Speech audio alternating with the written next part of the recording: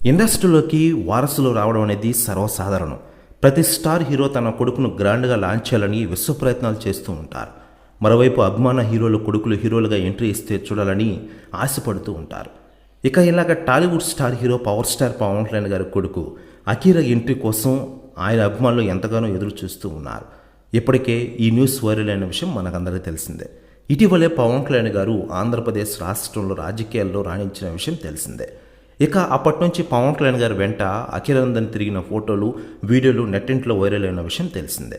ఇక అప్పటి నుంచి అఖీరా సినిమాలోకి ఎంట్రీ ఇస్తారని ఇప్పటికే ఒక న్యూస్ వైరల్ అవుతోంది. అంతేకాకుండా అఖీరానందన్ హీరోగా ఎప్పుడు ఎంట్రీ ఇస్తున్నారంటూ రేణు దేశాయ్కు పవన్ కళ్యాణ్ గారి ఫ్యాన్స్ తరచూ కామెంట్స్ పెడుతూనే ఉంటారు.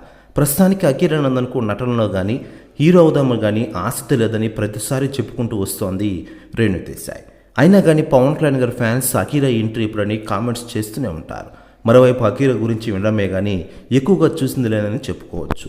ఇక ఇదిలా ఉండగా లేటెస్ట్గా అందుతున్న సమాచారం ప్రకారం అఖీరానందన్తో 1000 కోట్ల సినిమా సిద్ధం చేశారని చెబుతున్నారు డైరెక్టర్ పూరి జగన్నాథ్ గారు. ఆయన తాజాగా మాట్లాడుతూ అఖీరానందన్ ఈరోజు ఆంధ్రప్రదేశ్ కానీ తెలుగు ఇండస్ట్రీలో కానీ చాలా పేరు మారుమోగుతోంది.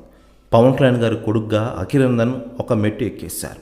ఇక ఆయనతో సినిమాని నేను రెడీ చేస్తున్నాను, ఆ కథ అదిరిపోతుంది, దాదాపు 1000 కోట్ల సినిమా అదిరిపోతుంది, రికార్డులన్నీ బద్దలవుతాయి అంటూ సంచలన వ్యాఖ్యలు చేశారట పూరి జగన్నాథ్ గారు.